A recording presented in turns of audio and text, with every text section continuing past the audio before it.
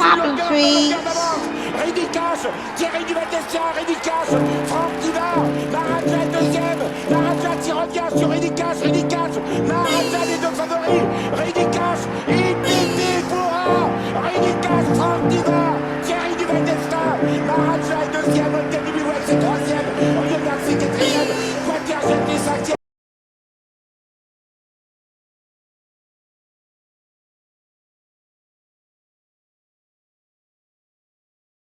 Et salut à tous les amis, bienvenue sur ma chaîne YouTube, les 30 ans ma passion, j'espère que vous avez la forme les amis, on est en week-end, super, on se retrouve pour une toute nouvelle vidéo, tiercé du lundi, donc début de semaine, à Toulouse, galopeur, la Ville Rose, donc prix Toulouse FM, donc c'est du galop, 16 chevaux au départ, donc des chevaux entiers en gré jument de 4 ans et plus, corde à droite, 2400 mètres.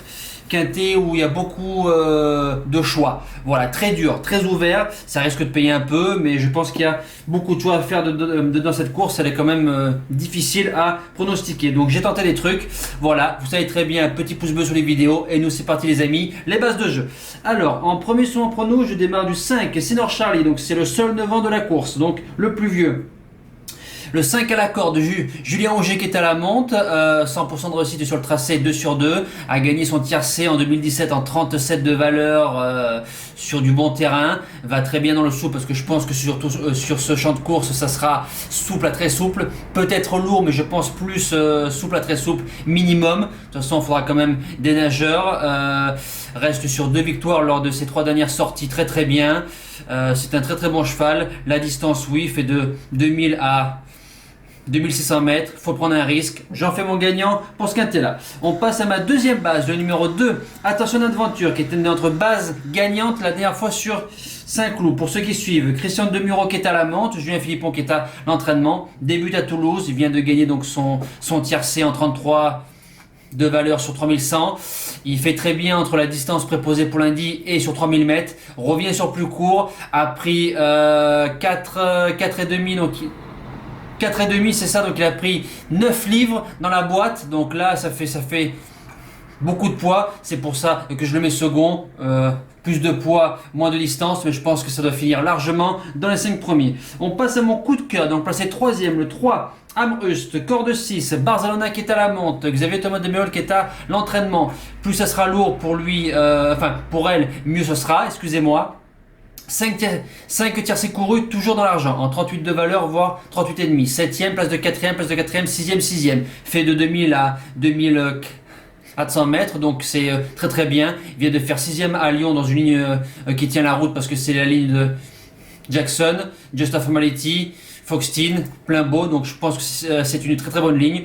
Normalement, ça doit finir dans les 5 si le terrain est bien gras. On passe à mes outsiders, donc à la place de 4ème, le numéro 10, Chozo et corde 9, Didier Ardouin qui est à la monte. Attention, c'est pas Forési parce qu'il a son second atout à monter. Débute à Toulouse, certes, c'est un vrai droitier, c'était notre outsider donc sur le tiercé donc du Val d'Or de Attention d'Aventure. Vous ne voyez pas son nom entier parce que sinon vous ne voyez plus rien. Il a un nom qui fait 6 km.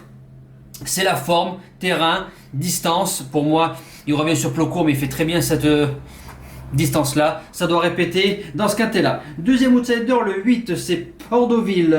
Deuxième atout de Franck Forési. Donc il est à la monte, à l'entraînement et non, à la propriété, c'est Mademoiselle Echen. Donc je crois que c'était lui. Première fois sur Toulouse, très bon à droite, va très bien dans le lourd. Seul tiercé qu'il a couru, 5ème sur Chantilly, une très très bonne ligne au mois d'avril sur du bon terrain. Hennessy Song, Mordentis, Dubai Empire, donc c'est très très bien. Maintenant il reste sur une deuxième place sur Longchamp, sur du lourd, derrière Moonwall Step qu'on retrouve ici, échouant de très très peu pour la victoire. Normalement ça doit faire au moins une place dans les 5. On passe au reste de mon pronostic, donc à la place de 6ème, le 13, Catch Dream. Alors c'est simple, le 3 à la corde, Maxime Guyon, Bonin qui descend.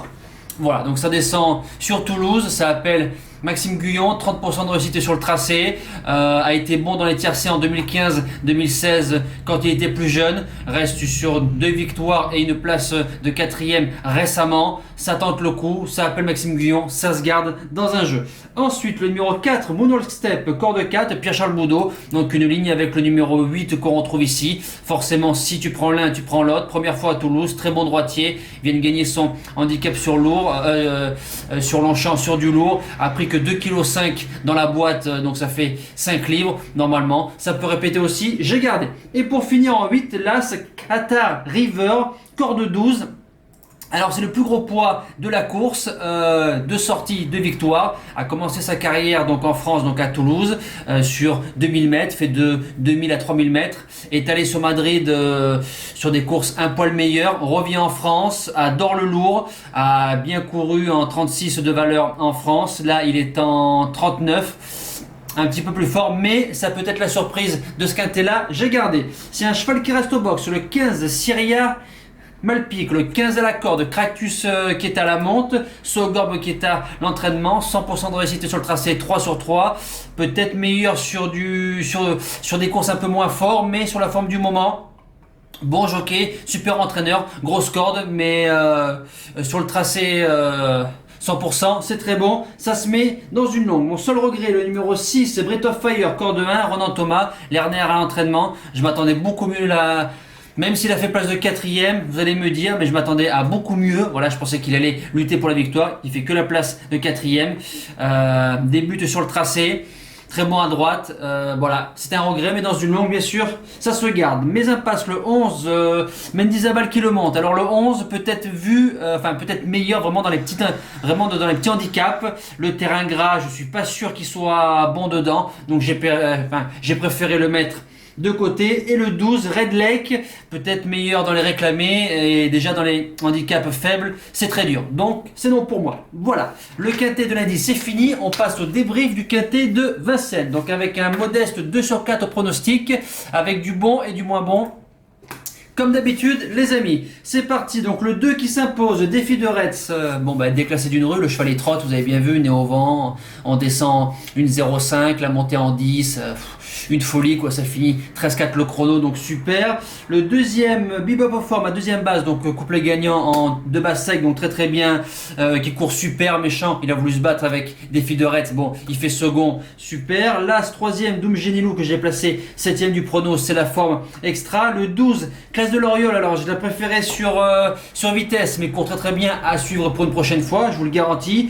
Et le 6, place de 5ème, le Nivar Billard, que j'avais mis 6ème, qui court bien, qui est à sa place. Voilà, mes 2 outsiders, le 15, Baronne de Bapré, 6ème, finit super mais trop tard, dommage. Et ce 14, Beach Jewelry, mal embarqué dans une course parce que ça trottait, ça finit Beach Jewelry, place de 9ème, c'est logique. On passe à notre cheval du jour.